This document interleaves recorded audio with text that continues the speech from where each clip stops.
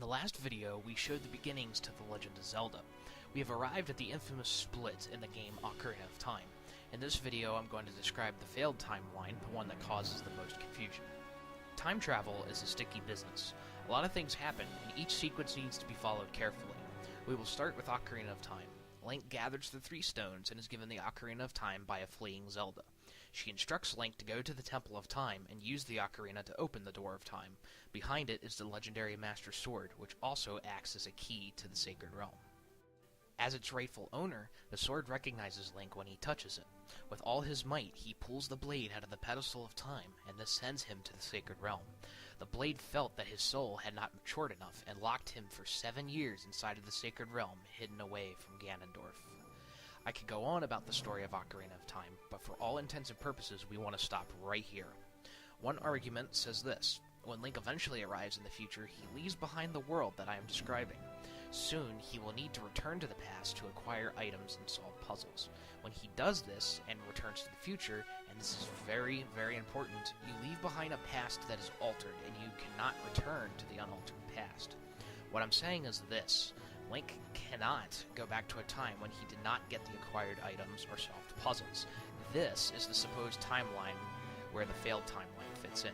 Other theories behind the failed timeline suggest that it is an alternate reality, Link gets killed, or a combination of the 3. I personally believe the alternate reality bit due to the fact that when Ganondorf touches the Triforce, his wish is successful, and he becomes the conqueror of both realms. It is also possible that some event occurred that changed the course of history, resulting in the alternate timeline. It could be a combination of everything. Link never returns to World A because he can't, Link defeats Ganon in World C, and Zelda returns him to relive in World B. In that World A, Ganondorf must have done something in order to get the Triforce intact, because in other worlds, if he touches it, it splits. In this timeline, Ganondorf reaches the Sacred Realm and finds the Triforce. This time, he actually gains the entire thing by killing every single person that came along with him into the realm, and he didn't get just one piece of the Triforce either. He exits the Sacred Realm and begins his conquest of Hyrule. The realm itself becomes twisted and corrupt. This once sacred place became a parallel and dark version of Hyrule. The royal family was not going to let this pass. The knights and soldiers of the kingdom fought Ganon, and the majority of them were slaughtered. Apparently their goal was to protect the 7 sages as they began to close the way to the Sacred Realm, turned into the Dark World by Ganon after he claimed the Triforce.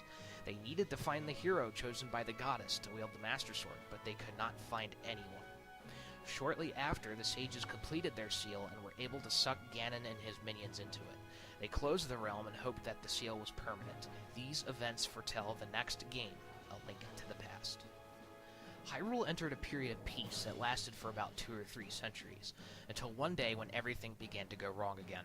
Drought and other horrors plagued the land. The king of Hyrule at the time thought it had something to do with the sage's seal, so he inspected it. The seal was intact, and the king became frustrated. He sought far and wide for any respite for his kingdom and his people. A wizard named Aghanim stepped forth and quelled the evils plaguing Hyrule. The king gave him an advisory role to the throne as a reward. Aghanim, however, was anything but benevolent. Strange, magical experiments were conducted in the castle tower at night, and he began to abuse his political power. One confusing bit of evidence states that Aghanim killed the king. However, at the end of A Link to the Past, he is seen alive and well as he returns to the throne. Aghanim begins to track down the descendants of the sages, for reasons unknown, and begins teleporting them to the evil realm. All of them were captured except for Zelda. Trapped in the castle dungeon, she telepathically communicates a wide and far message, and Link happens to hear it. Eventually, Link pulls the Master Sword from the then ruins of the Temple of Time in the Lost Woods, but not before Aghanim captures Zelda and sends her to the evil realm. Link does battle with him, and upon defeat, Aghanim spins around in a fashion similar to the episode of Family Guy where Peter Griffin spins into Carter's clock and transports Link to the Dark World, seemingly to trap him there forever. The fact of the matter, though, was that Link had the Moon Pearl and did not transform into any. Link set out to rescue the descendants of the sages, and with the rescue of Zelda, they helped Link to dispel the barrier surrounding Ganon's tower. He enters and battles Aghanim once again. This time Link kills him, and it is revealed that Aghanim was a puppet for Ganon. Link heads to the Pyramid of Power and does battle with Ganon. It is important to note that when someone wishes on the Triforce, they do not merely absorb it. It stays as a coherent force somewhere. In this case, it is inside the pyramid. Link fights an epic battle and slays Ganon. The Triforce is recovered, and Link wishes to undo all of the horrors brought upon the Dark Realm in Hyrule. Link returns the Master Sword to its pedestal, and it seemingly is never used again in this portion of the timeline. He becomes a hero, and his legend will echo down through the ages. The next game in the series are the Oracle games. Consensus agrees that this is the same Link from A Link to the Past. To spoil the series, Twin Rova, the surrogate mother of Ganondorf, constructs a plot to revive him. In this timeline, Link never defeated Twin Rova like he does in another one. It captures Zelda and hopes to use her as a vessel to resurrect Ganon. Upon failure, due to Link, Twin Rova uses itself and manages to successfully revive Ganon, however something went wrong. This Ganon does not have a conscience and is hell-bent on killing everything and everyone. Link defeats Ganon again, and peace is restored for a time. On another adventure, Link's Awakening, Link is shipwrecked at sea and has a very, very long and perhaps bad trip. Link must acquire instruments to wake up the sleeping Windfish. When he does, the fish talks to him and tells him the nightmares prevented him from leaving his dream state. It seems that somehow Link got sucked into this big whale's nightmare. Go figure. Link defeats Nightmare, which actually takes on the form of Ganon at one point. Link plays the Song of Awakening on an instrument and wakes up, along with the Windfish, from his dream and back into reality.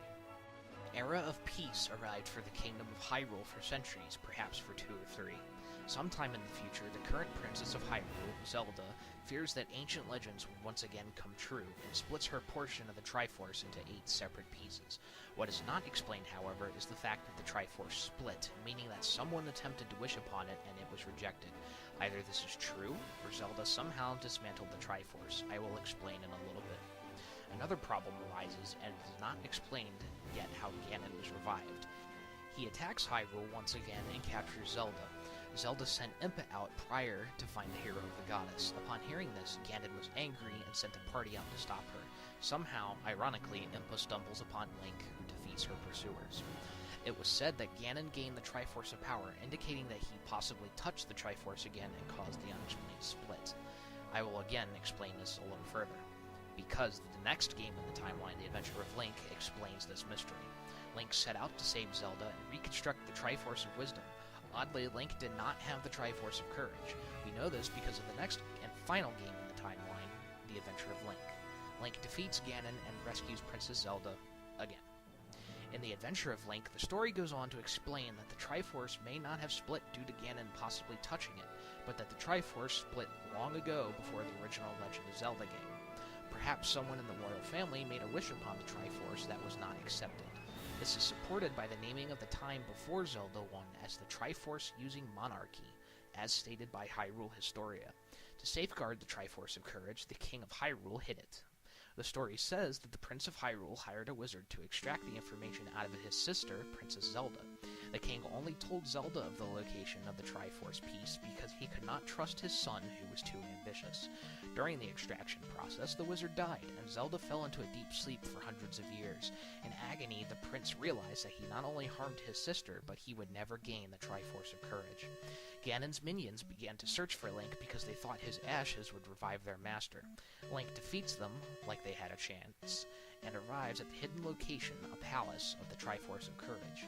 It is guarded by an ancient sage who gives Link a test. If he passes, he will forfeit his guard of the Triforce of Courage. Link defeats his shadow form and gains the piece. He reunites the pieces of the Triforce and wishes for the awakening of a sleeping Zelda and peace to the kingdom. The Triforce accepts the request, and this ends the failure